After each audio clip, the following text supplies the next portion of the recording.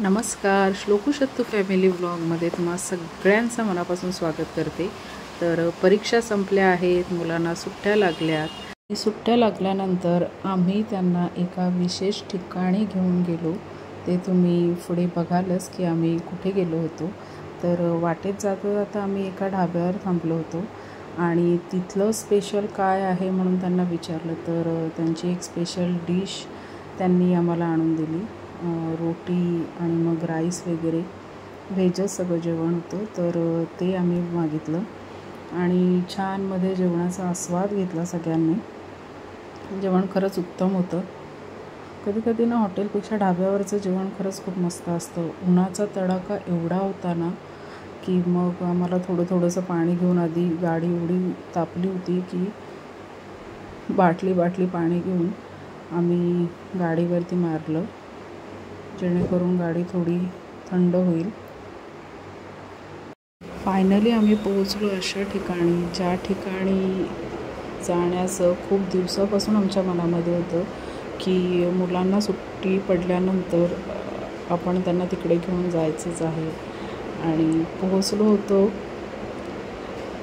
आणि निघालो होतो आम्ही घरातून मला वाटतं 12 वाजता. आणि 12 वाजता सुरू केलेला प्रवास आमचा जवळजवळ 3-3:30ला म्हणजे थोडंसं थांबवून वगैरे आम्ही 3:30 वाजता वगैरे इथपर्यंत येऊन पोहोचलो होतो. तर इथे बघून तुम्हाला कळलंच असेल की आम्ही कुठे आलो आहोत. तर आम्ही आलेलो आहोत श्री छत्रपती शिवाजी महाराजांच्या मंदिरामध्ये, की जे आहे भिवंडी तालुक्यातील मराडीपाडा येथे. या मंदिराची उभारणी शिवक्रांती प्रतिष्ठानच्या माध्यमातून केलेली आहे. मंदिराची रूपरेषा बघाल तर अगदी शिवकालीन आहे. जेव्हा तुम्ही समोरचं हे द्वार बघाल तर तुम्हाला अगदी आपण पूर्वकालीन एका किल्ल्यामध्ये आल्याचा तुम्हाला भास होईल. आणि खरंच अक्षरशः हे बघून अंगावरचे काटे आले. म्हणजे खरंच खूप अप्रतिम असं आहे. आणि मुलांना तुम्ही इतर ठिकाणी म्हणजे रिसॉर्टला किंवा गार्डनमध्ये वगैरे किंवा इतर ठिकाणी नेण्यापेक्षा तुम्ही इथे जरूर या सुट्टीच्या दिवसांमध्ये तुम्ही मुलांना इथे नक्की घेऊन या. मी आवर्जून सांगेन की मुलांना इथे घेऊन या. आपल्या महाराजांचा इतिहास त्यांना इथे बघायला मिळेल. श्री छत्रपती शिवाजी महाराजांमुळे आपल्या हिंदूंची मंदिरं वाचली.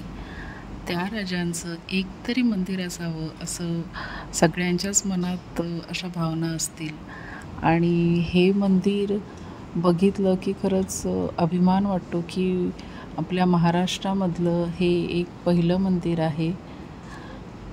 ज्या राजांमुळे आपलं तमाम हिंदुस्थान अखंड राहिलं. आदिलशहा, निजामशहा यांची आक्रमणे होत असताना आपल्या राजांनी त्यांच्या विरोधात जाऊन ते लढले. आणि जर ते लढले नसते तर आज काय परिस्थिती असती हे वेगळं सांगायला नको. आणि त्यामुळेच हे मंदिर बघितलं ना की खूप छान वाटतं.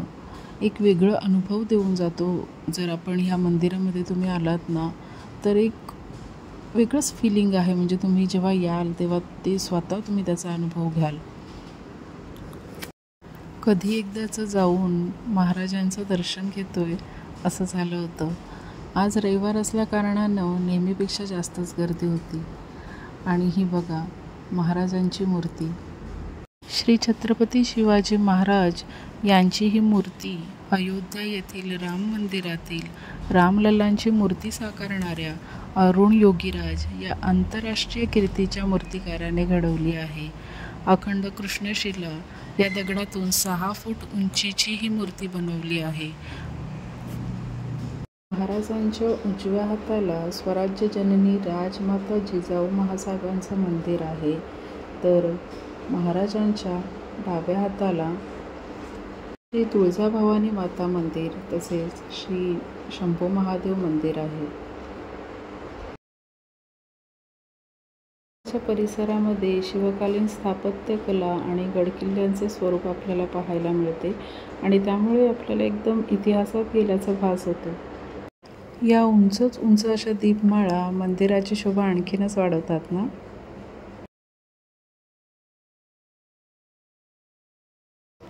आणि ही जी तुम्हाला तटबंदी दिसत आहे त्या तटबंदीवरती महाराजांची शिवमुद्रा ठिकठिकाणी लावलेल्या आहेत.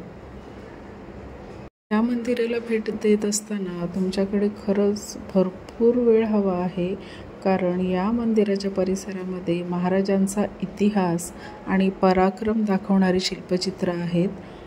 जवळजवळ 36 प्रकारची शिल्पचित्र इथे आहेत की जी शिवाजी महाराजांच्या जीवनावरील, त्यांच्या शौर्याचे प्रसंग, त्यांचा इतिहास समाजाला कळला पाहिजे अशा पद्धतीने अगदी सुबकरित्या साकारलेली आहेत.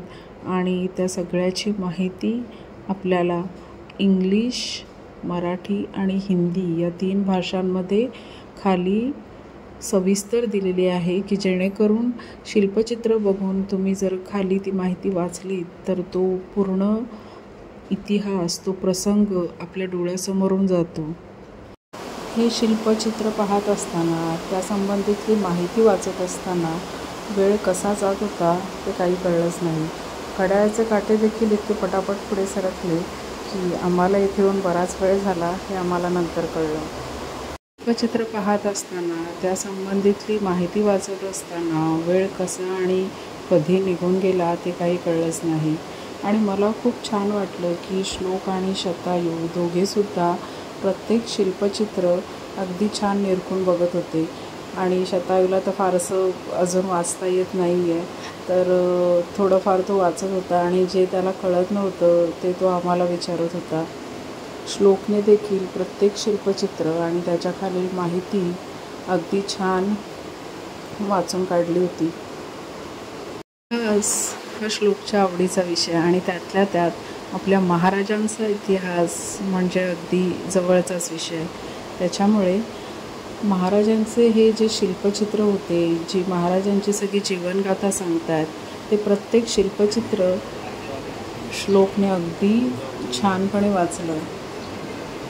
आणि त्यामुळे मनाला एक समाधान असं वाटलं की खरंच आपण मुलांना अगदी योग्य ठिकाणी घेऊन आलेलो आहोत. तुम्ही पण या सुट्टीमध्ये नक्कीच या मंदिराला आवर्जून भेट द्या. मी पुन्हा पुन्हा सांगेन. मंदिरामध्ये येऊन आम्हाला बराच वेळ झाला होता, पण पावलं काही निघायचं नाव घेत नव्हती. म्हणूनच तुम्ही जेव्हा कधी या मंदिराला, या शक्तिपीठाला भेट द्याल तेव्हा खूप सारा वेळ काढून इथे या, कारण एक हे जे शिल्पचित्र आहे आणि त्याबद्दलची जी माहिती आहे ती वाचायला आणि समजून घ्यायला आपल्याला बराच वेळ लागतो.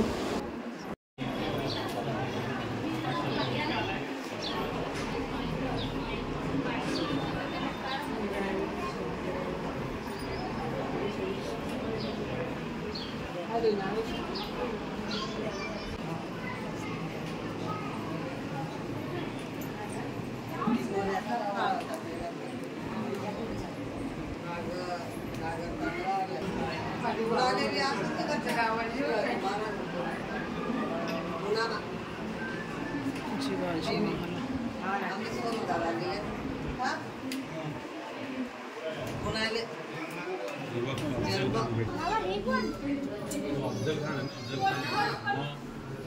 ते पण अफजल खान होते, पुढे त्यांनी कंटिन्यू केले होते, मोठं आहे सगळं.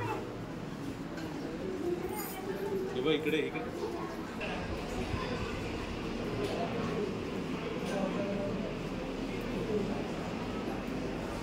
शिल्पचित्रांसोबतच त्या काळात जी काही शस्त्रास्त्र होती तर त्यासंबंधीची माहिती देखील इथे सांगितलेली होती. इथे विविध प्रकारच्या तलवारी वगैरे ठेवलेल्या होत्या, तेही आपल्याला इथे बघायला मिळतं. महाराजांचा इतिहास इतका मोठा आहे की तो एका दिवसात पूर्ण करणं खरंच शक्य नाही आहे. पण तरीही तुम्ही इथे या मंदिराला भेट द्या, आपल्या मुलांना घेऊन या की त्यांना आपला हा इतिहास कळला पाहिजे, आपले महाराज काय होते हे त्यांना कळलं पाहिजे. तर मी तर माझ्या मुलांना घेऊन आले आणि खरंच मला खूप अभिमान वाटतो त्याचा. शिल्पचित्रामध्ये एक एक घटना इतकी डिटेलमध्ये दिलेली आहे ना, आणि ते चित्र असे दाखवले की ते बघून अक्षरशः तो प्रसंग आपल्या डोळ्यासमोर उभा राहतो. म्हणजे मी जे वाचताना जो अनुभव मी स्वतः घेतलेला आहे तो मी असा शब्दात सांगू शकत नाही. तुम्ही प्रत्यक्षात येऊनच तो स्वतः अनुभव घ्या.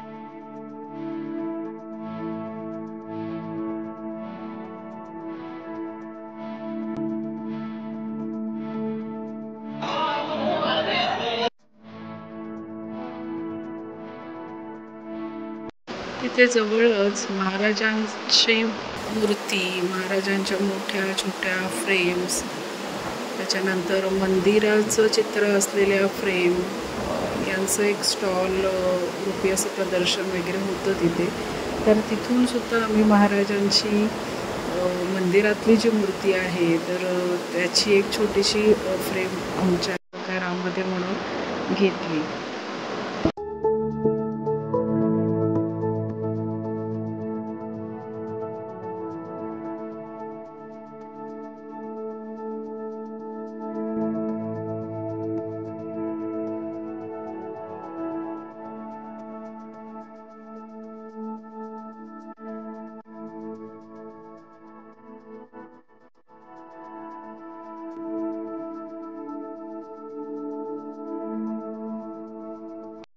पुढे आम्ही वरती तटबंदी आणि बुरुज बघण्यासाठी म्हणून गेलो. किल्ल्याच्या संरक्षण व्यवस्थेतील महत्त्वाचे घटक म्हणजे तटबंदी आणि बुरुज हे असतात. हे आपल्याला सगळ्यांना माहीतच आहे. तटबंदी म्हणजे काय तर किल्ल्याची बाह्य भिंत जी किल्ल्याचं संरक्षण करते, बाहेरच्या शत्रूंपासून म्हणजे बाहेरचे शत्रू आत येण्यापासून किल्ल्याचं संरक्षण करते. आणि बुरुज म्हणजे काय तर तटबंदीवर बांधलेली उंच आणि मजबूत अशी रचना. तेव्हाच्या काळामध्ये तोफा आणि शस्त्रास्त्र ठेवण्यासाठी तसेच शत्रूंवर नजर ठेवण्यासाठी या बुरुजांचा उपयोग केला जात असे.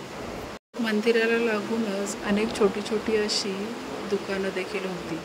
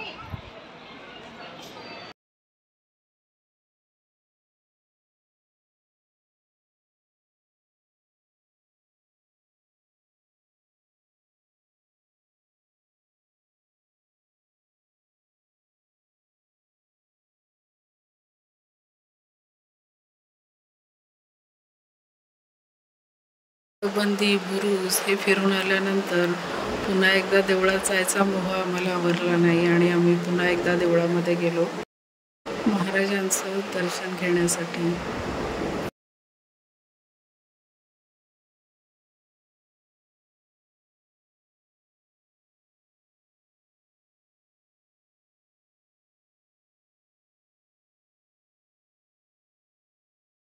पुन्हा एकदा महाराजांना अगदी डोळे भरून बघितलं.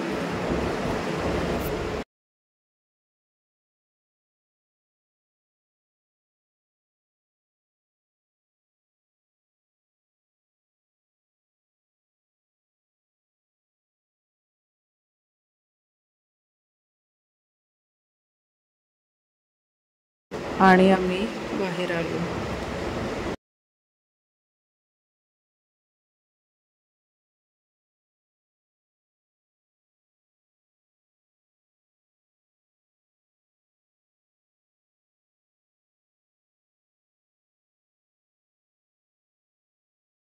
आणि जवळजवळ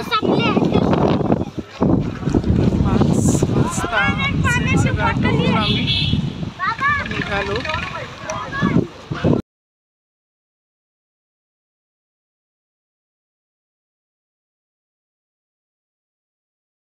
आपल्याकडूनही या स्थानिकांना थोडीफार मदत व्हावी म्हणून आम्ही सगळ्यांनी इथे ताट प्यायलो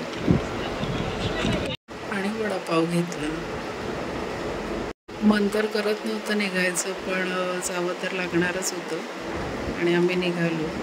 खरंच आजचा हा दिवस खूप म्हणजे खूप छान गेला, काहीतरी शिकवून गेला. पुन्हा संधी मिळाली तर नक्कीच पुन्हा या मंदिराला भेट देऊ. आणि खरंच आजचा दिवस हा सत्कारणे लागला असं मी समजेल. भेटूया पुढच्या व्लॉगमध्ये. तोपर्यंत बाय.